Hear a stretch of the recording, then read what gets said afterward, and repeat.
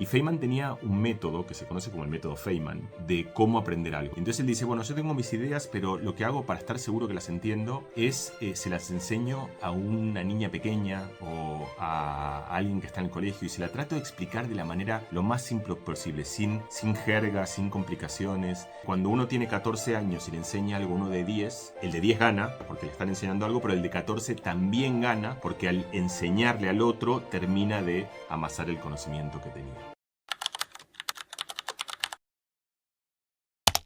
Está esta idea como de que, ¿sabes? Como que en el colegio hay uno que conoce y uno que no conoce. El que conoce enseña lo que conoce al niño o a la niña. Pero hay otra idea que es mucho más interesante, que es en el momento que tú le cuentas algo a alguien, lo que estás haciendo es poniendo estas ideas en orden, tratando de sintetizar, de resumir, de dar una buena narrativa a aquellas cosas que conoces apenas y que en el momento que las enseñas empiezas a consolidar el conocimiento. Los griegos, los socráticos ya tenían esta cosa de que tú descubrías conversando, que descubrías enseñando, que cuando tú le contabas algo a alguien, no le contabas historias cerradas, sino que lo que estabas haciendo justamente era tratando de entender las cosas sobre las cuales tenías un esbozo. Hay un gran físico del siglo XX, se llama Richard Feynman, fue un premio Nobel, también un gran maestro como el querido Arzuaga. Y Feynman, además de ser probablemente uno de los mejores físicos del siglo XX, los grandes físicos del siglo XX, era conocido por ser un fabuloso maestro.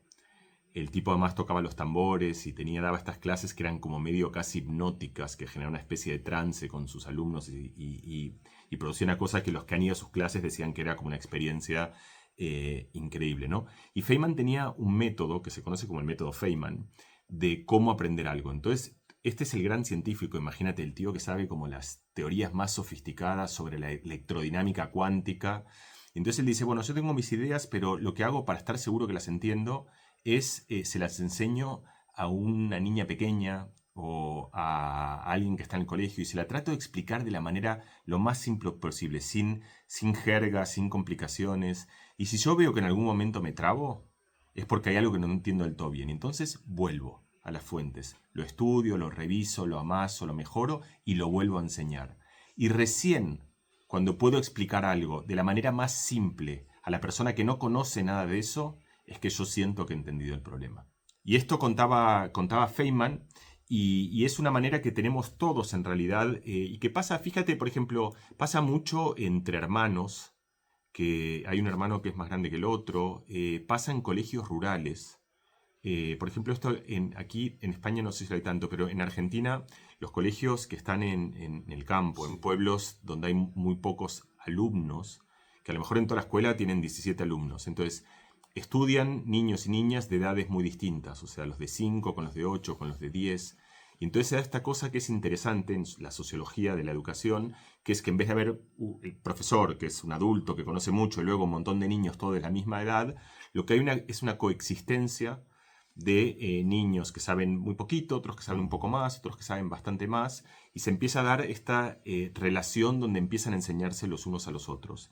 Y hay mucha gente que ha estudiado esto, y lo que encuentran es lo que estamos empezando a esbozar aquí, que es que cuando uno tiene 14 años y le enseña algo a uno de 10, el de 10 gana, como tú decías, porque le están enseñando algo, pero el de 14 también gana porque al enseñarle al otro termina de amasar el conocimiento que tenía. Los beneficios justamente son que al enseñar uno aprende, uno descubre. Primero hay un beneficio que es que resuena con algo que es muy idiosincrático de nosotros, que es el deseo por enseñar cosas. Esto es una cosa muy bonita. Yo tenía un artículo, esto es parte, muchas veces yo aquí cuento investigación de muchos de mis colegas y eso, pero esta justo es una de las cosas donde yo he participado bastante con otros científicos a armar estas historias de conocimiento, ¿no?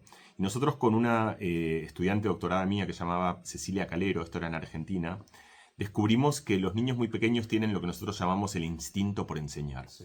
Así como hay una vocación por caminar, así como hay una vocación por hablar, por reír, por llorar, que es algo que no nos tiene que enseñar nadie, aprender a enseñar tampoco nos lo tiene que enseñar nadie, sino que es algo que está como adentro nuestro. Y esto hay varias demostraciones, hay una que a mí me encanta, hay como experimentos en niños muy pequeñitos, o sea, o estudios, observaciones en niños muy pequeñitos, que de repente identifican como algunas cosas muy sutiles de cómo se comportan. Y entonces, por ejemplo, hay un tipo que se llama Tomasello, que descubrió lo siguiente, descubrió que si tú vas caminando, por ejemplo, y se te cae algo, ¿no?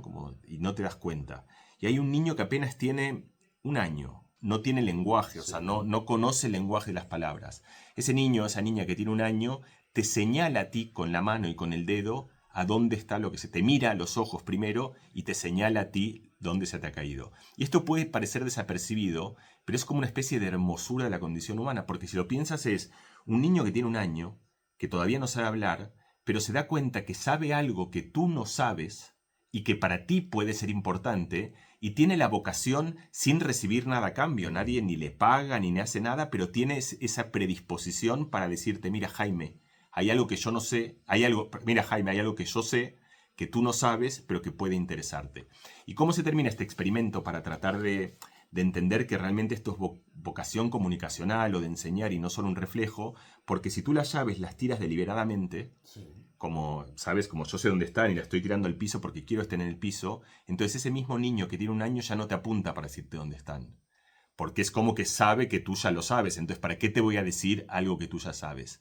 Entonces, ahí lo que ves es que justamente este amor por enseñar, por contar lo que sabemos, por tratar de remediar lo que uno conoce que no conoce el otro, es algo que está como en el corazón de lo que somos. Hay algo que es el placer de saber algo, ¿no? El placer de conocer, el placer de saber, el placer de descubrir, el placer de poder decirle a alguien algo que no sabía. Y comunicar, de hecho, si lo piensas, está también como en la esencia de las redes sociales.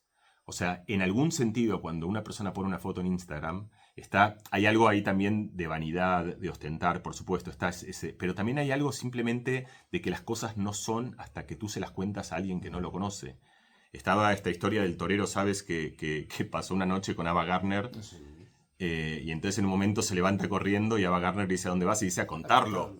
O sea, porque si no lo cuento es como que no ha pasado. Y eso está en el corazón también de lo que estamos diciendo, que es que algo toma sentido para uno en el momento que tú se lo puedes contar a alguien y que alguien que sabe lo mismo que tú sabías. También hay como una idea de que saber algo solo da soledad, aunque sea una cosa muy preciada, ¿sabes? Y eso también está en el corazón de las redes sociales, está en el corazón de lo que estamos hablando, que es la idea y está en la idea de esta niña que ve que se te ha caído algo y que siente que tiene que salir de esa carcasa en la cual es la única persona en el mundo en la cual lo sabe.